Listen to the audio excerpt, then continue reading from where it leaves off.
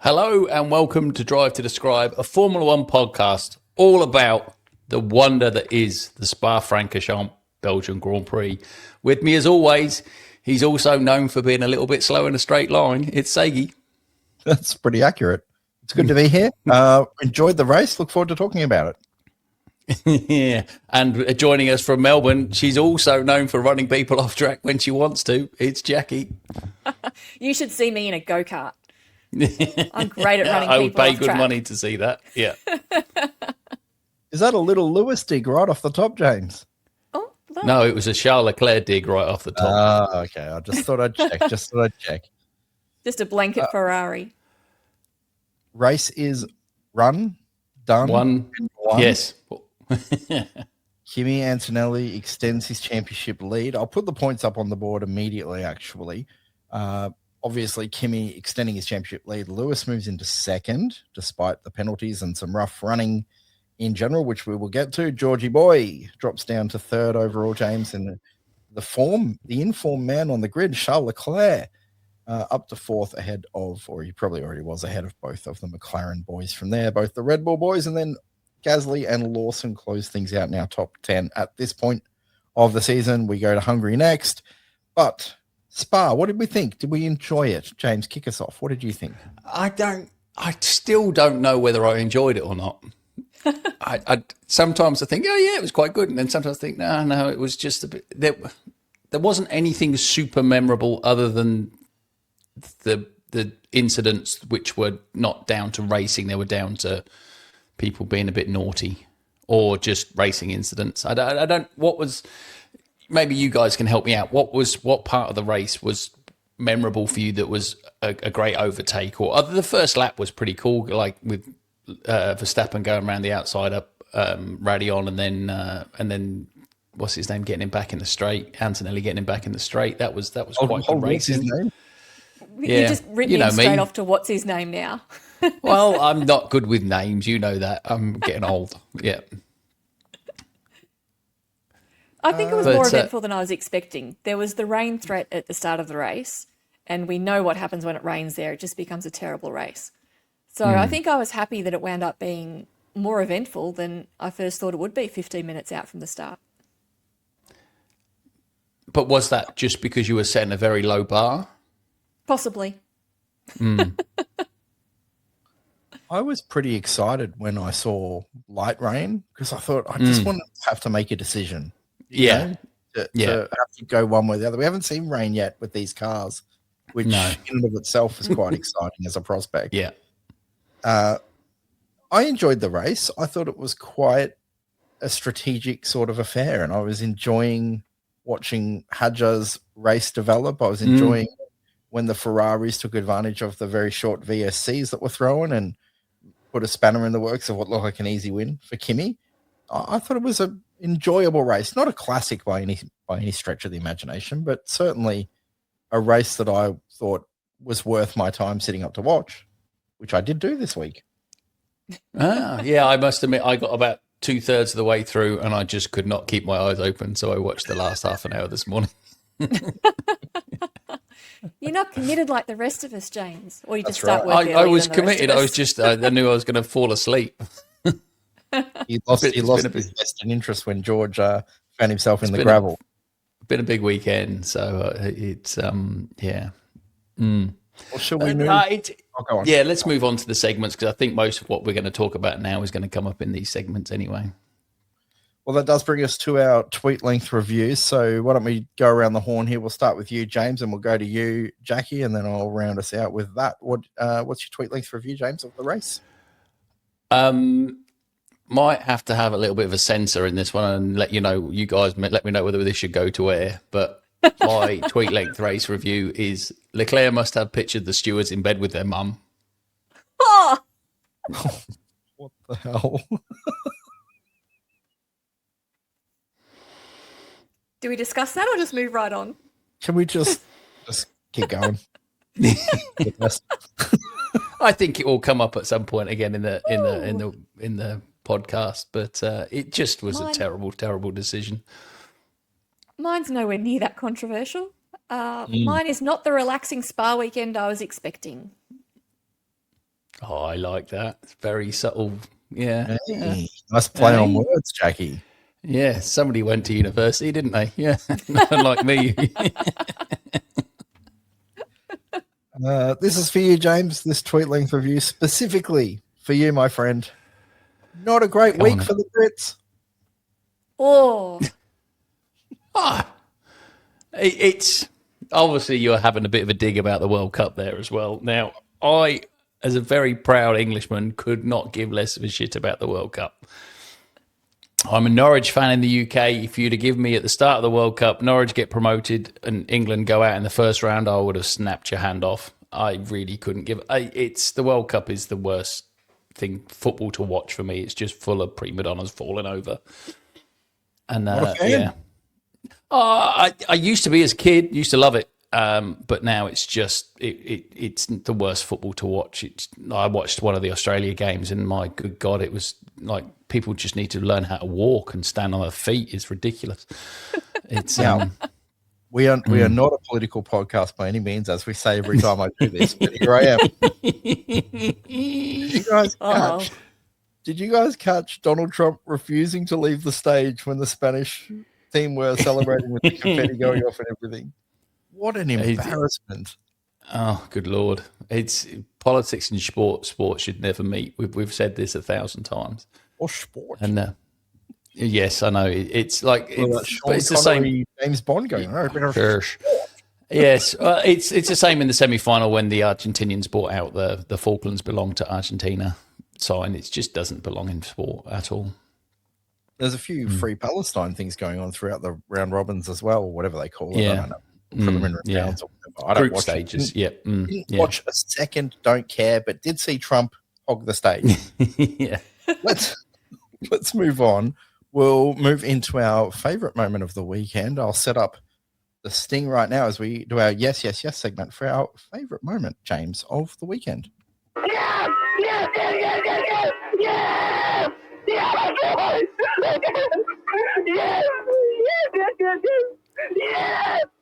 Yes! I was gonna go twice with it. I was so excited. The full finger and the bub orgasm one, yeah. That's right. Anyway, on that note, we're on fire today, James. My yes is just I've gone every single driver driving their Formula One cars through Eau Rouge and Raidillon. I could just watch it all day long. It's just art personified. It's to do that in a Formula One car, it would just be the greatest thing you'll ever do in your life. It's just stunning and should not be removed once every 2 years from the calendar. Get rid of one of those turkeys in freaking Qatar or something. It's ridiculous. That's crazy. Mm-hmm. So disappointing. Yeah, just because they won't pay him as much money. Yeah. Good choice. Jackie. Mine's a mini version of James, I guess. Mine was actually Verstappen's overtake on Antonelli down through Eau Rouge and Raidillon. On the opening lap of all things. Still getting used to all the cars on track, new battery requirements in a race condition, and he's just gone straight down and took him. We won't talk about after that, but it was a great start to see him actually give it a crack and see what he could do through those turns, those chicanes. I really enjoyed that, and I thought that early on in the race was really trying to set a standard of, I am racing here. I still can't stand him, but I thought that was a really gutsy move on lap one. See, we talked about this very briefly before we got on the air here. Nathan disagrees with me. No, I didn't. I didn't think it was smart racing at all. For a guy who I really rate as an incredibly smart driver and very cerebral, making the pass at that point, nonsensical. He could have towed the whole way down the straight, or at least some of the way, and not given a tow to everyone else. He ended up third by the time they got to the corner. I didn't think it was very wise at all. I don't know why he pressed the mushroom button that early. I think he was hoping Kimi wouldn't. We know, and we've seen it through dash cams and things like that, coming up over that chicane can be scary. Was it a tactic to try and scare Kimi through it? Yeah, rattle him, take him on the inside and get straight in front of him, and then Kimi's left trying to fight, which he did very well, but was Max expecting him not to respond so quickly and so well? I still think it was a good move. I think it was a gutsy effort to try it. I think he just tried something different. I think he tried to do something that they wouldn't have expected, and he knew he didn't. He doesn't have out of the Ferraris, the Red Bull, and the Mercedes. He's got the third fastest car, and so he just tried something different. And for the best, yeah. It's. I think if he had his time again, he would do exactly what you said and save up and hopefully have a bit more battery going down the back straight into the bus stop. Good, but he just tried something different, and it didn't come off. But fair play to him for giving something different a go. Yeah, agreed. And I think if you look back at, let's say, 2021 in Abu Dhabi, James, he made the move on Lewis much earlier in the lap than I think most people thought he would have, and gave Lewis every chance to try and get him back on the back straight there, which he didn't, but it was thrilling. So does that make him there might be the element of surprise. I think you're right. Like, does it make him a premature overtaker? You've come off your Pilates session armed with the goods today. What was yours, Nate? Yeah, mine is Colapinto's move to go past, I think it was both Lawson and who else was he passing? Gasly, wasn't it? I think it was, yeah. I wish we had a camera angle or a replay that was different from just the onboards, where he just suddenly came through, because it looked very Schumacher, as I said on the broadcast, Schumacher, Hakkinen, and Zonta from, I think that was 01 actually at Spa, where Zonta was being hugged. He went right down the middle of the track, and the two championship contenders went right around him either side. It was bloody brilliant racing. I just wish we had a different angle of it, but it looked like a mega move, very opportunistic. I thought it was fantastic. And Franco doesn't feature a lot on our broadcast. In the positive, certainly. Thought I'd give him a shout out for that move. I thought that was really good. All righty, we move on to our No Mikey No, which is our least favorite moment of the weekend. No, Mikey, no, Mikey, that was so not right. James, what was so not right about the Spa-Francorchamps Grand Prix? I'm going to call an audible, because what audible? There's some cordial. It's kind of a combination between an audible and cordial. Yeah. No, I did have written down Charles is getting a bit of a reputation about moving under braking and forcing people off track, and it wasn't a great look, but I'm sure that will come up. But I'm going to go with, as you can see, our background picture is a wonderful picture of a very dejected. God, I can't talk today. George Russell. It was just that interview that came off is you realise that these guys are human, and he's just not having a good time of it right now, and he just needs a fast car underneath him, and he's just devoid of all confidence right now, and I think it's not a pretty sight. Well, James, you prompt me in a really great way. We're going to bring up George's interview that you mentioned not post-race, actually, during the race, yeah. So I'll put that up on the screen now. Let's have a listen to George. Just got totally swallowed up down the straight. I lost 3 positions down the straight, down into turn 5, and then in the incident was a racing incident. Maybe he could have gone a bit wider, maybe he could have braked a bit more. The incident shouldn't have happened if I had the speed down the straight. So, yeah, very, very disappointing. Yeah, listen, it could cost you an awful lot of points relative to Kimi at the end of today. How can you get your head around that? Nothing to say. No words at the moment. It's just, yeah. Yeah, and so just finally, you've got this issue to deal with as well. I mean, speaking to Toto in advance race, he thinks a solution can be found to give you parity of equipment, at least at the team. I mean, I know it seems everyone's confused, but can you take some heart from that? I appreciate everyone's working hard to solve the problem, but I'm stood here on lap 5 of the race, and felt like I was in a good position to fight for the lead up to turn 1, and then suddenly no power and it's all gone. Ouch. That's sad to watch. Mm. Like, he's dejected and defeated there, more so than I think I've ever seen him. Yeah, he's not. It was like obviously I'm the biggest George fan on the pod, definitely, and bigger than a bigger George fan than the most. But that's a tough watch. That's just him being like, and I think you guys giving grief for being this robot that just looks for that kind of stuff, and you can't give the guy grief for that interview. He's pure and honest, and there's absolutely zero media training gone into that interview, and it's just a guy that's hurting and doesn't know how to fix it. I think that's part of the thing with that snapshot is he generally is quite well media trained. He'll come up with something to say. He's fairly diplomatic when he needs to be. He just didn't have anything there. He wasn't rude or anything like that, but he just didn't have anything to fill that space. He was just too dejected. Yeah, I felt for him, which is rare. That's an effort. It's interesting. It's interesting. He said he wondered if he could go wide or if Lewis could have, the couple of things he suggested there as part of a race incident. Because when I first watched it, that was my first initial response was George is in the way rather than Lewis. It wasn't until I saw a couple of replays and went, yeah, okay, George is actually all right there. But it was interesting that he's even mentioned there, could I have done this or could I have done that or could Lewis have done A, B, C? Because, that was my initial reaction was George in the way. Oh, should we talk about this now? Obviously, has anybody else got this to bring up later? Is that a penalty? That's a race one lap. Like, I'm the biggest George fan. We will come to penalties shortly, so we'll probably put that all together. Just keeping the focus, I guess, specific to George.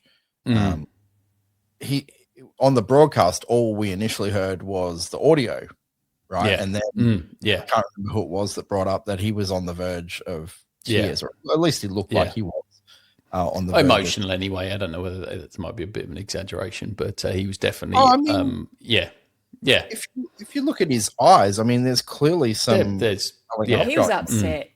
And it just shows what it means to them as athletes. Yeah.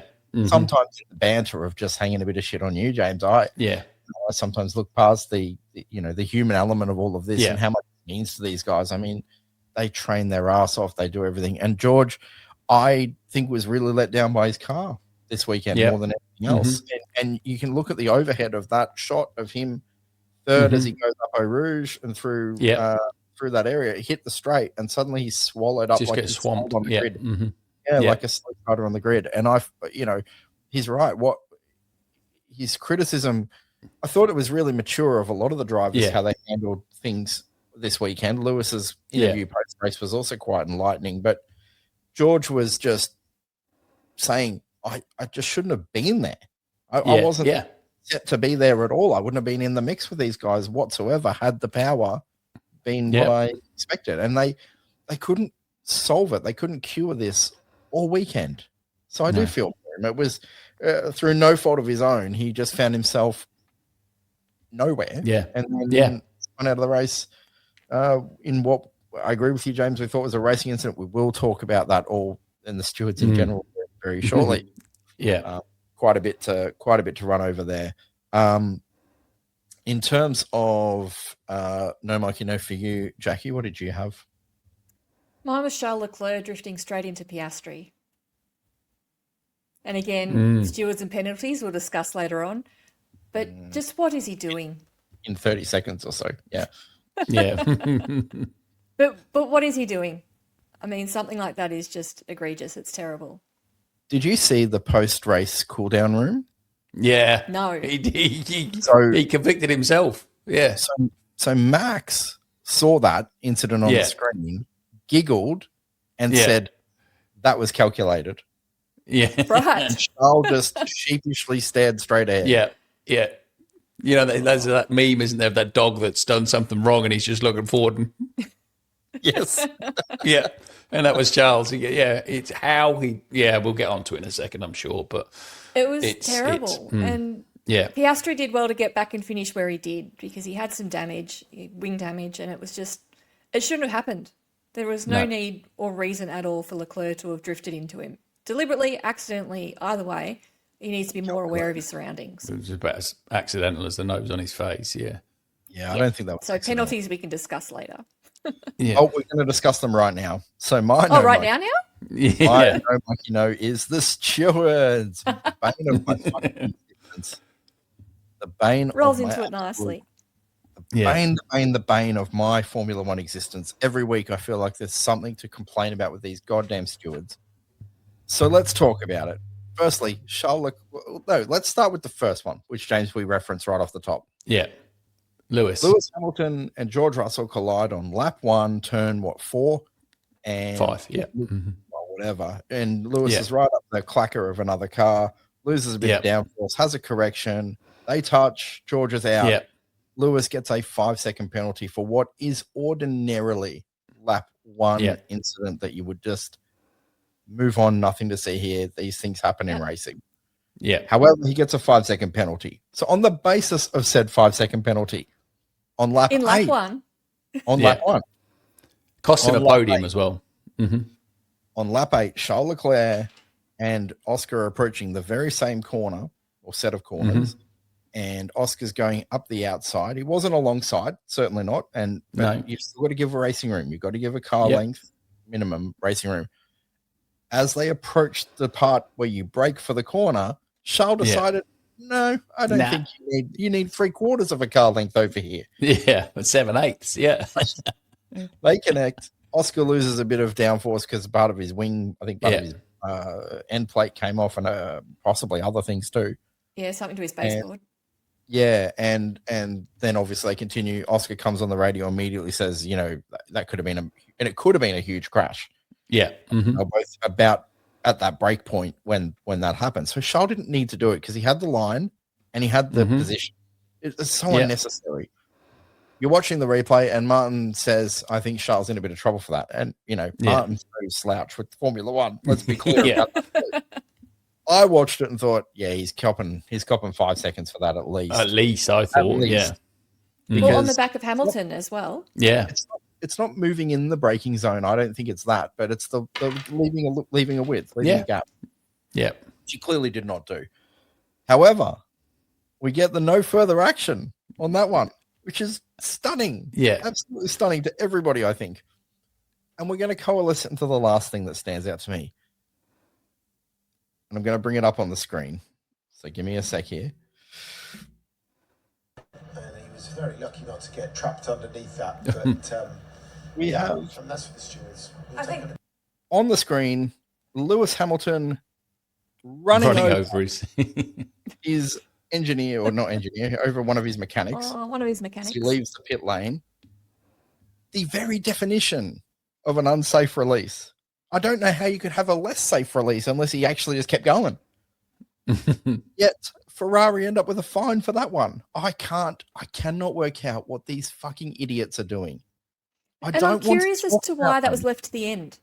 Because a penalty like that is normally served in the race, and it wasn't last 3 or 4 laps. They had time to make a decision on that during the race. I was really surprised they deferred it. I'm not, because I think that is one of those ones where there's so much at play in terms of automatic light systems and mechanics, whether the mechanic moved in error when he shouldn't have. Like, there's a lot to digest there. So I don't mind the after the race on that one.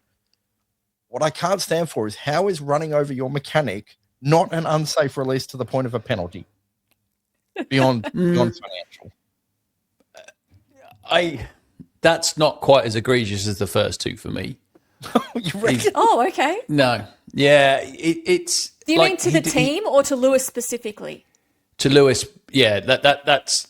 I can see where they're coming from that one, as far as Lewis did nothing wrong. He went on the green light. It's been proven that he went on the green light. It's a team sport, dude. That doesn't matter. You're right. But then that would be harsh to give him a penalty for doing his job.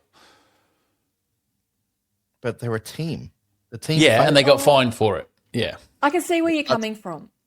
I struggle to see where you're coming from, but more importantly than that. Well, not more importantly. Let's just say the purpose of my rant here about this is my no mic. Is fucked if I know what they're going to do. No. Yeah. Well, it's all just random now, isn't it? Yeah. We have inconsistency race to race, and now we've got inconsistency in the one race. Yeah. In a race. Same stewards for every decision. It's almost like a lucky dip for penalties. Just pull one out of the hat, and that's what it gets. Next week, somebody's going to get a drive-through for looking at somebody funny. Yeah, total pop mark. Who knows what you're going to... It's a magic 8 ball. That must be what they do in that room. Yeah. You bring it out and give it a shake. And I can't work out what the hell's going on. Do you guys want to add anything else about the stewards after my rant? I mean, Taylor, he's not here with us. Time difference won't permit, but boy, did he let rip in the group chat about the stewards. I hope I've done you justice. I'll try and catch Taylor on record and see what we can get from him. I'm not going to use some of the words that he used and gave us permission to do so. No, thank you. It was colourful. Colourful. But none of us are putting that out there. I hope I've done that. Yes, I hope even I'd struggle, and that's saying something. I hope I've done that some justice anyway. Yeah. All right, we move on to our W14 letter of apology, guys, which is where someone needs to apologise for their behaviour this weekend. Well, I might go first here, James. Michael, I just send you an email. That's a slab, isn't it? Talking over Toto. Yeah. I wanted to get in before he did the run. How dare you talk over Toto? All right, Jackie, you trying can to go before Toto. Because mine backs on to what we were just talking with the stewards. Mine was Ferrari and Lewis Hamilton, because I thought the mechanic coming out, I think there's been a miscommunication. He was trying to adjust the wing as they were trying to release the car. No, but that's what I think the actual crux of it was. Not just they gave him a green light. I think they weren't aware he hadn't finished what he had to do. Yeah. So that was my he thought to himself, I fancy on getting under that tyre. I think he was trying to fix the wing. They've got to adjust the wing every time they change the tyres. Yeah, I thought he was trying to get run over. And for my next trick, all right. Moving on. So who's apologised? Ferrari in general? Ferrari and Lewis Hamilton. Or the mechanic for trying to jump under the wheel. Yeah. Yeah, one or the other. Someone's going to apologise. Or the wheel for running him over. Yeah. That's right. The wheel should have apologised. James, what's yours? I hate to do this every single week, but Aston Martin were 2 seconds off 20th in quali. 2 seconds. It's a long lap in Spa, we know that. But 2 seconds in Formula One is about a fortnight. And they weren't 2 seconds off Q2. They were 2 seconds off the next two cars in front of them. There's talk of a B-spec car coming, but my good God, it needs to be a completely different car, because this thing is just there was a meme going around. There was a John Deere tractor that looked in the very similar colours to the Aston Martin driving up by Rouge, and they said hot lap from Fernando Alonso. It was quite funny. Well, I even saw a statistic that one of the Ayrton Senna's pole laps. So Ayrton Senna's we're pushing 30 years now. Oh, it and was the rest. 5 seconds faster than Fernando Alonso. So all the technology changes, all the new cars and whatnot, and Alonso's 5 seconds slower than what Ayrton Senna was. Yeah. It's a good shout though, because they are just so bad. They're dreadful. Is their B-spec car though literally going to be my Honda with my little Honda Civic with the Honda engine? Is that what they're going to? Is that their B-spec? Because I seriously an S2000, think, let's put the two of them out here on Sandown, and I reckon I could take that Formula One car on right now. Yeah. I reckon I could take it on a swift walk. Yeah. I'm waiting for the Fernando GP3 engine. Yeah. Yeah, they're bad. It's rough. Mm-hmm. My one, James, I'm going to try and talk this into existence. Now, to be really clear, I don't believe this is real, but I'm running with it anyway because this is what we do. Toto Wolff needs to apologise to George Russell. This favouritism is getting out of hand. There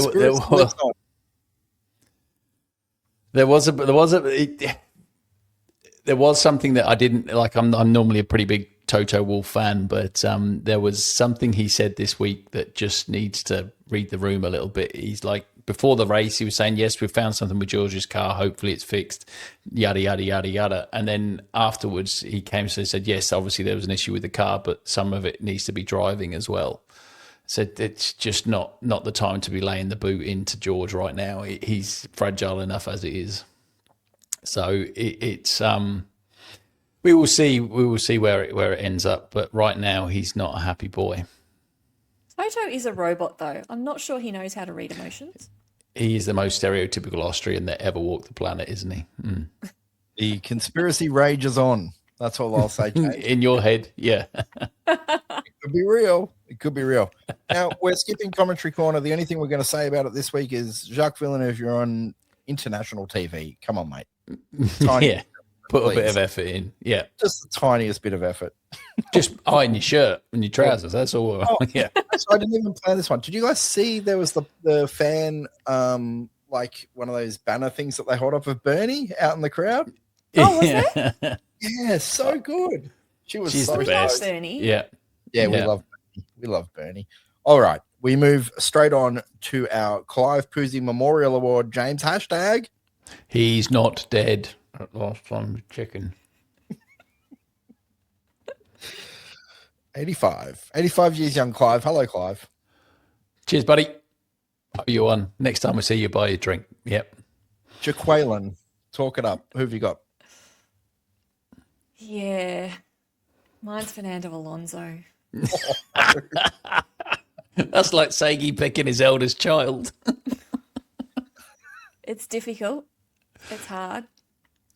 No, there were he's a bit grid of a penalties this weekend. People changed components of their car that got them grid penalties.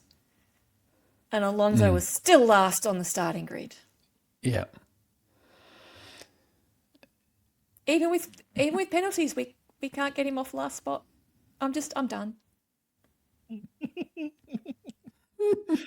Couldn't have get to a nicer bloke, yeah. I like Fernando. Come on, James. I just, yeah. He doesn't deserve to go out this way. And he is a race I had winner. such hope. I had so much hope. He's a race winner in the leg. I watched that in the yeah. It was terrible. It's too long. That's what it was. I tell you what, though, I will say this, and this is talk about Drive to Survive, bringing in fans and all that kind of stuff. My kids loved the Lego race. Yeah. They were watching go to woe with such excitement about what they were doing. This is the kind of stuff F1 should be doing. This is excellent. Yeah. So that's a big tick for F1. They watch that. They don't watch the race. That is going to be Fernando Alonso's last win in Formula One. Well, that's obvious. The Lego race. Yeah. The only way Fernando wins a race this year is if everyone retires except Stroll. Yeah. Oh, yeah. Where was it? It was the American Grand Prix and there was a tyre issue. We can't have that happen, can we? We've only got one manufacturer. Or unless the races, they drop them all out of a plane, whichever hits the ground first wins because it's that heavy. Anyway. It's hard to watch. Yeah. It's sad to watch. Wow, Fernando. There you go. No, James, that's a bingo card tick off for Jackie to pick Fernando for the Puzey. That's a turn up for the books. Charles Leclerc. Interesting. I'm a walking juxtaposition, I think is the right word that I need to use this month, because I have him in some good stuff and I have him in some bad stuff. But that he needs to wipe out that, because he's got a few issues. He did it a couple of times last year as well when he was starting to move under brakes and that kind of stuff. He needs to get that out of his mind, because that's just not how you go racing in Formula One. There's a licorice all sorts for you, James, this week. Yes. All right. I am sick of taking the low-hanging fruit of Aston Martin. I don't want to think about Cadillac because I expected nothing different. I'm going to the next worst team. James Vowles is my Puzey of the week. What is this car? What is this car? It's terrible, isn't it? And then they are saved. Sorry, James, but they are saved by how bad Aston Martin are. Yeah. Otherwise, they would be the talk of the grid for how awful they are. They are dreadful. And they've basically spent the last 4 years telling people, wait for 2026, wait for 2026. We're all waiting for 2026. And we're here for 2026 and they're still terrible. If anything, they're worse than they were last year. Yeah. And they've avoided scrutiny by virtue of the fact that they're a team that's so bad that we can't ignore it. I'm sorry, we've been ignoring how bad Williams are. 11 total points. There's two teams on the grid that aren't going to score unless everything falls their way. So, you know what I mean? They're competing against other cars and they're barely scoring. Yeah, and it's so bad. Carlos came into the pit stop and said, "Oh, I didn't tell you I need a new front wing." He said, "I didn't." Why are we changing the front wing? Give you authority or permission? Something Yeah, like I didn't that. give you authority. Yeah, I didn't give you authority to change my front wing. I was going all right, thanks. Yeah, I'm going for that. But here's what I will say, James. On top of all that too, they set these benchmarks for this year, right? Williams at least they could hang their hat on. We're fast in a straight line in the previous race. They're not even fast in a straight line anymore. No, well, they're just not fast. Full stop. Yeah, that's what I was about to say. They excel at nothing. Mm-hmm. It's ridiculous. I quite agree with you. Yep. I forgot they were there this week. Yeah, and they've got the Mercedes in the best engine, or power plant on the grid, and they're doing something terrible because look at Alpine. Alpine are competitive week in, week out, and that's where Williams should be. So, bring back Claire, I say. Is that going a bit too far? No, did you again? Not that we're going to promote other podcasts, but Jake Humphrey's Formula One Performance podcast. She was on it recently. She was actually very entertaining. You should give it a listen. It was a very good podcast to listen to with Claire Williams. It was she aired some dirty laundry. It was quite funny. Did she? Well, yeah. There you have it. Maybe they can get her in on a consulting basis. Yeah. Maybe for shits and gigs. Yeah. All right. Our next segment is always the top 5 drivers. Now, gosh, do we argue about this from week to week? It's not always easy to choose the top 5 drivers, but we're going to give it I found it very difficult this week. So did I. It was hard this week. Yeah. Okay, we're all in agreement. So this will be fun. I reckon there's a top none. I don't think anybody. I don't even think the winner was. Yeah, I don't think the winner was super impressive this week. All right, well let's get cracking in. Jackie, do you want to kick us off? You wanted to start so eagerly over the Toto man previously. You may as well kick us off here. Sure. My number 5 is Arvid Lindblad. He had a few good scuffles out there. He was fighting out there on track. He's holding his position, and I'm really impressed with what he's doing this season. Well, let's take a moment with Arvid. James, is he in your top 5? He hasn't quite cracked mine. He is, okay. Yeah, he's in mine. Well, yeah. He's an apology for me. I agree with you wholeheartedly. Yeah. He's impressive. A weird name. I hate his name, but good driver. We won't hold that That's against like him. racist to 2 cultures. It's a terrible name. It's not his fault. I think he's driving that car really well. He's giving it a crack. He's really trying to get around people and do the overtakes. He's not just cruising where he is. Getting his He's elbows fighting out as well. people He's not letting, even not letting Max just drive past him, which, all the I time really in the think world he's for that kind developing of his stuff. racecraft. Yeah. And I think he's just a quiet little achiever in there. I'll just add, I even feel worse about it. I loved him post-qualifying saying they were telling me about the times of these guys. I'm like, who cares about them? You got me a car that's going to challenge the top. Let's worry about them. Good signs for his attitude towards racing. Yeah. James, who you got? I've got Charles Leclerc at 5. He lost. He drove very well, and he probably deserves to be a bit higher, but he lost points for me for the moving the squeezing Oscar off. You can't do that and be classed as one of the best 2 or 3 drivers on the grid. He slips to 5, but it's a bit of a protest for him trying to drive our Oscar off the road. Yeah, I can understand and respect that. My number 5 is Lando Norris. I mean, from 13th to 7th doesn't, he passed the cars he's meant to pass. I just think he was so much faster than Oscar for a majority of this weekend, and the grid penalty didn't do him justice. I think had he been up in that top 3 to 4, we have a much He's more fighting for podiums. a much more interesting race in general.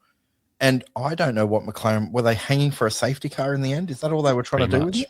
Yeah, I didn't think there was much strategy behind it. But when you're safety car hanging with a world champion, that's a little bit of an insult, isn't it?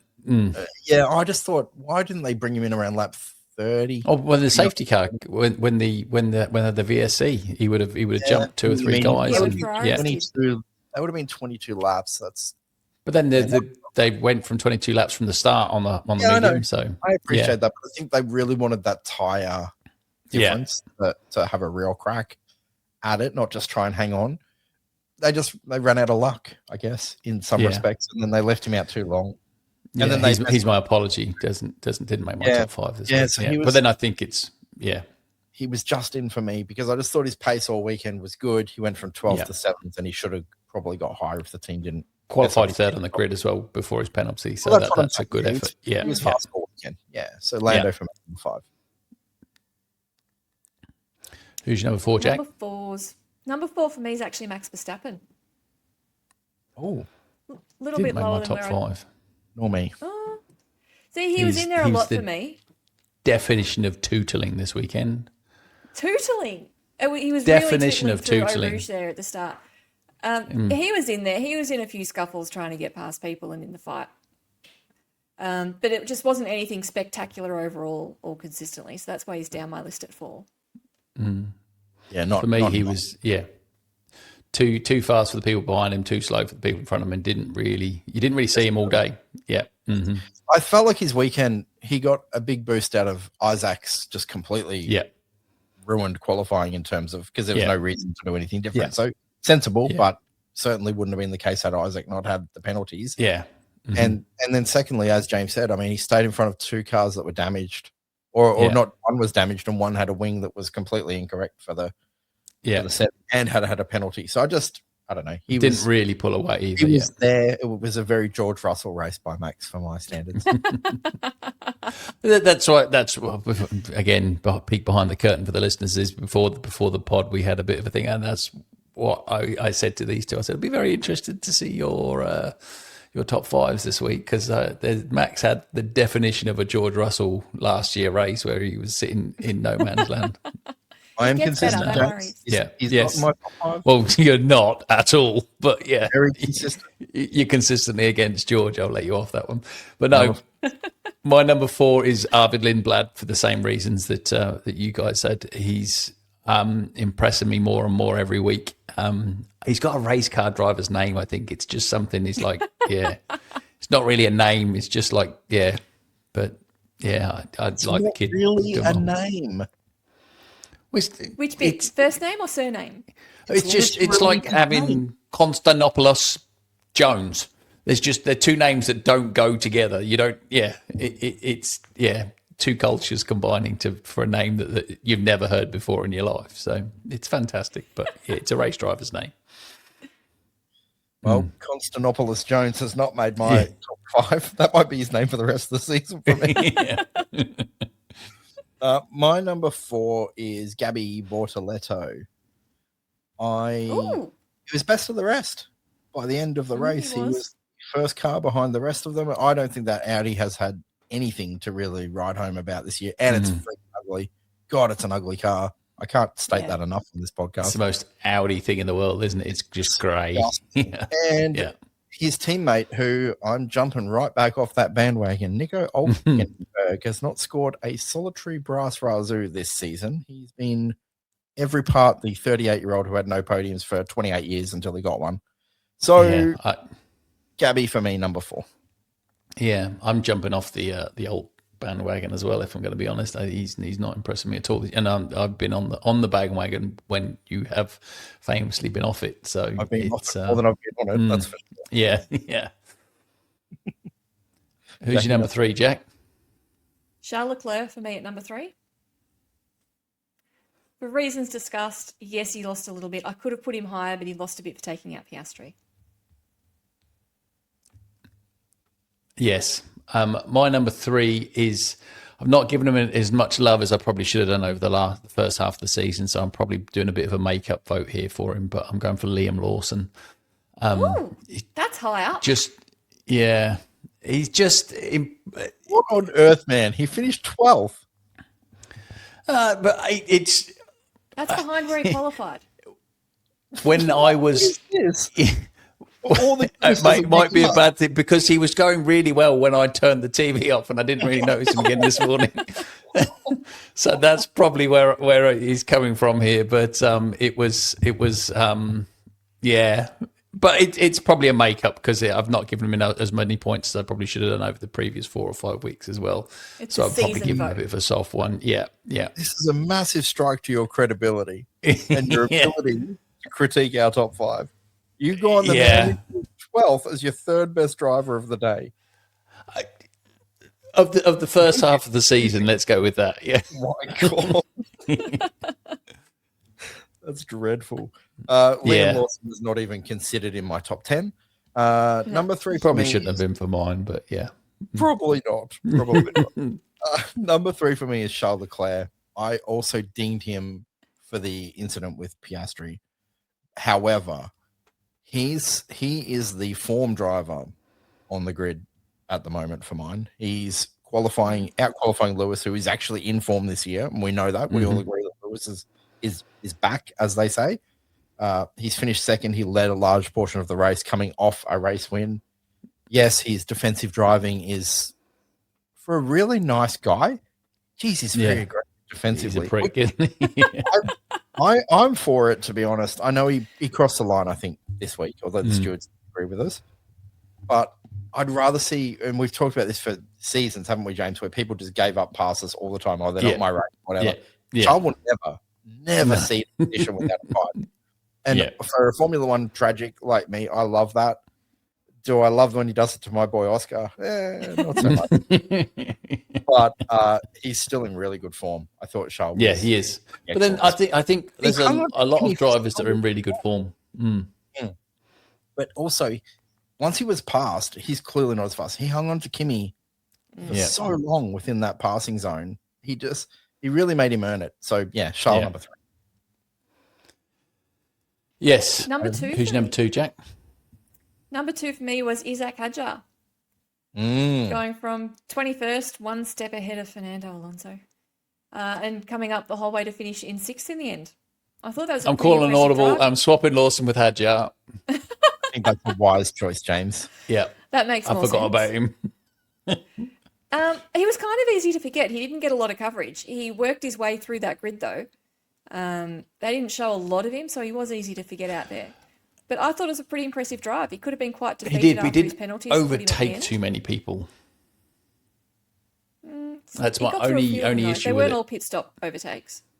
Most of them were. But not all of them. He didn't overtake anybody you wouldn't expect him to overtake, put it that way. Yeah, but still a young driver. He's gone from 21st to 6th, as opposed to a guy that qualified 11th, started 9th, and finished 12th. That you have. Yeah, we got him out. I do want to also add, James, to help you understand how good this driver is. He finished 12 seconds behind Max. Max started second on the grid. I've just told you how much I didn't rate Max's drive. But this is the same equipment with a 4-time world champion, who we all agree is the best driver on the grid. And Isaak finished 12 seconds behind him, starting 19 positions behind him on the grid. By lap 1, he would have been more than 12 seconds behind him. Yeah, the way they spaced But he did out. take full advantage of the safety car at the start and get his he basically didn't have to make a pit stop. But that's all part of it. Yeah, made 3 an early tyre change and then maintaining it. Yeah, but he didn't make a pit stop that wasn't under safety cars.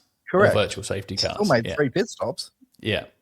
Oh, he did well. Don't get me wrong, but he didn't make a full speed pit stop, and that's why Lando. We was talking about Lando earlier as well. Is Lando should have done this, started from a very similar spot, should have done something similar. So it's James, what do you think takes more time? 3 pit stops under formations of safety cars, or 1 under green? 1 under green. Barely. No, but the first 2 he got for free because he was in the same position. I know, he's in the chain. Yeah, I get. Yeah. So I still thought it was impressive. Yeah. So do I. I thought it was a good drive for him. I've called an audible and put him in my top 3. So he put him in was and then an impressive shut all drive. over him. Yeah, but he didn't. He didn't. Yeah, he didn't.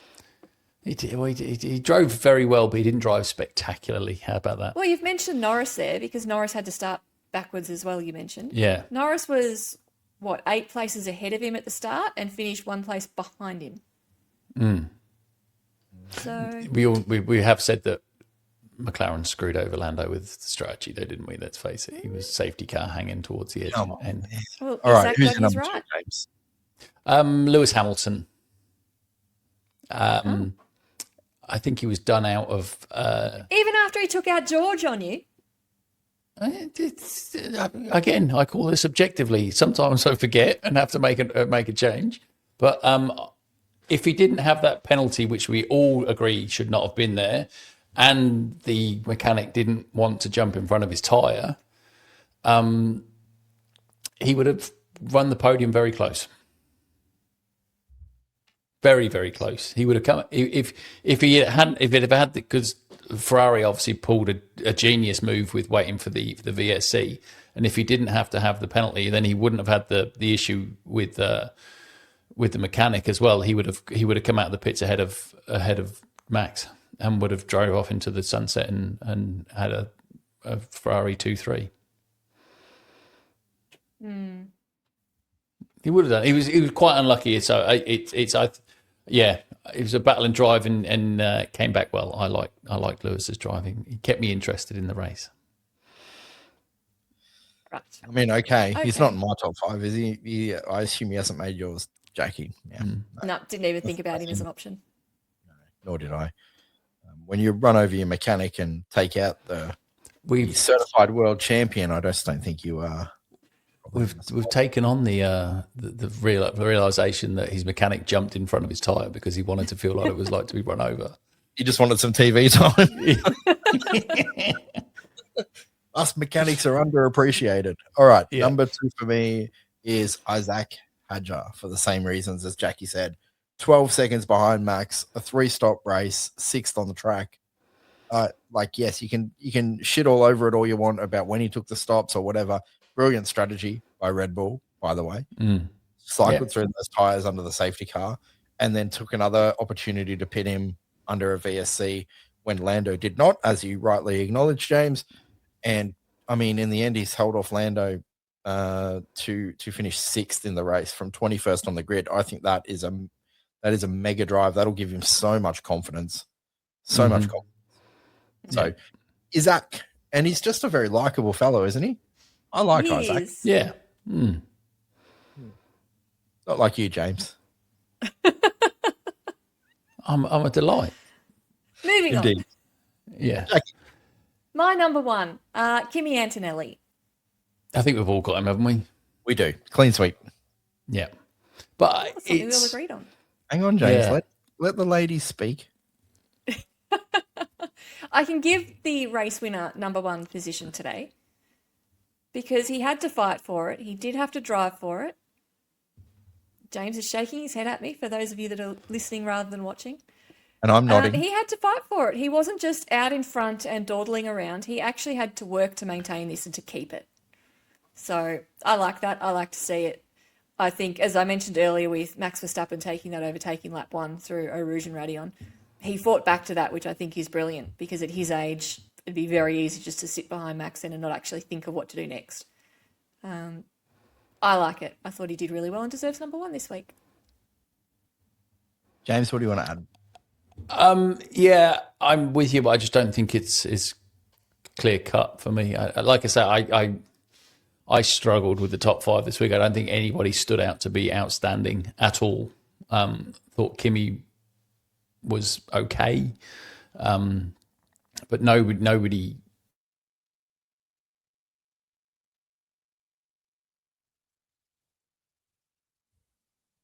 Is he frozen? Did we just lose James? I feel like I'm back again. I had an internet. Everything just went black for a second, and it went, "You're not connected to the internet," and then it came back again. So, yes. See, that's what the internet thinks of your commentary. Yeah, I don't think anybody was spectacular, and I could have had a top comment this week. I don't think anybody deserves a top 5.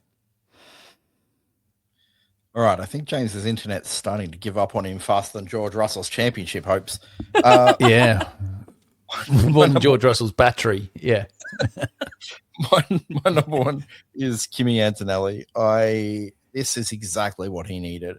I'm wowed by him every week. I keep waiting for this moment where everything overrules this kid, and it just doesn't happen. Max gets him off the start. He just gets it back. Charles gets lucky with the safety car. He just gets it back. This dude I thought after last year, I watched him last year and I thought, I don't see what the fuss is all about. And I must admit, I paid a little bit of attention when they were GP2, when it was him and Ollie Behrman and these characters. And I wasn't wowed then either. And I thought, I don't know, he just feels like, this doesn't feel like when Max came into the sport for me. I'm changing my tune entirely. This kid has got it. He's really good. I'm getting concerned that it's going to be 2030 and I'm going to be like, I'm sick of this guy. Give me anybody else at all. Take it up to him. He's Well, there's really a possibility of that happening, isn't there, at the moment with what we're watching? He's just so good. He's so good. He's so solid. And he's mature so far beyond his years maturity. Yeah. He's lovable. He's a lovable kind of curly haired Italian kid, isn't he? It's I don't think he's quite on that level that you have him on just yet. I don't think he's too far away, but he could. We all know that it's all about the car. Let's face it. And by the end of these regs, everybody else would have caught up, and then we'll see how good he is, I suppose. But he's definitely got the fastest car out there at the minute. So I think we'll see when he doesn't. Yeah, is like I do rate George. I don't want George to win the championship. Yeah. But he's a pretty decent driver, and Kimi's pretty much outperformed him since pretty early in the season consistently. And yes, I do believe there's something. It'll be interesting when I think George has the equal equipment again. That's when that's the one last barrier. Yeah. And but right now he's got a 50-point head start. I mean, it whittled away and it's back. And had he not retired, I mean, this thing could be getting to the point of being done. Too far, too far a bridge. But with all that said, we have another race next week in Hungary, a track notorious for difficult passing, but it'll be interesting with these cars whether that holds true. The early word is this is a Ferrari-style track, more corners, more braking, less straight line speed. What are we expecting out of Hungary next week, Jackie? Well, I got it wrong this week because I said it was going to be Lewis, Charles and Kimi, and I wasn't too far off. I think it's going to be a Charles race. The Ferraris, yes, are meant to be better on this circuit. I think Hamilton is going to start slipping back a little bit. I think maybe he's peaked and he's done. And it's just the Mercedes. It's what happens to Kimi. That's what it all comes down to. Is he going to make it? Is he not? Is he going to get knocked out? Will he finally make a mistake? I still think it's the Kimi show. If the Ferraris go well here, then Lewis, this is one of Lewis's favourite tracks. I think he's won something like 7 or 8 times here at the Hungaroring. So he knows this track like the back of his hand and wins here a lot. Also famously starts the race when he's the only one on the grid in Hungary every now and then. Right. 2021. Yeah, we will see. I think it's a big call to say Lewis is going to go backwards from here. I think he's, you don't have his pedigree and just lose it. But yeah, that was a big call, Jackie. He's peaked and he's going to go backwards. Yeah, not massively, but I don't think we're going to have him fighting for the wins like we thought we would. I can see him fighting for third and maybe second. I don't see him fighting for the wins. I will say this, for the championship, I'm sincerely hopeful that George returns to some semblance of form. Yeah. And that Lewis wins this weekend, because I think, I'm telling you guys, I'm following the Lewis dream this year. That's my guy this year. Yeah. I never thought I'd say that. But here I am, standing for Lewis Hamilton. I think Hamilton. a lot of people would like to see him do well in the championship, though, and possibly win it, because he has had a rough 18 months. Since he's gone to Ferrari, it's been rough on him. It's hard. All you need is love, Jackie. Yeah, I don't know. And a great team and people back at the factory. Yeah. Those things happen. Not running over your mechanics. Yeah. Yeah. Not trying to murder mechanics. We've said, all of us, that the mechanic wanted to see what the bottom of the tyre looked like. That's right. All right. Well, we are F1 Drive to Describe on the TikTok, the Instagram, and the YouTube now, of course. If you enjoy this video, please like, rate, subscribe, comment, whatever it is. It all helps us with the algorithm wherever you find us. So thank you very much for listening. As always, we'll be back next week at the Hungaroring. James, what language am I going with this week? What was it? Belgian? I don't. It's Hungarian. How do they speak in Belgium? But we did Belgium last week, didn't we? I'm saying, I don't know how to say anything in Hungarian. Mostly Dutch. I've got no chance. Let's just go with I don't know. Ta-da. Whatever. Arrivederci. Bye. Ta-da.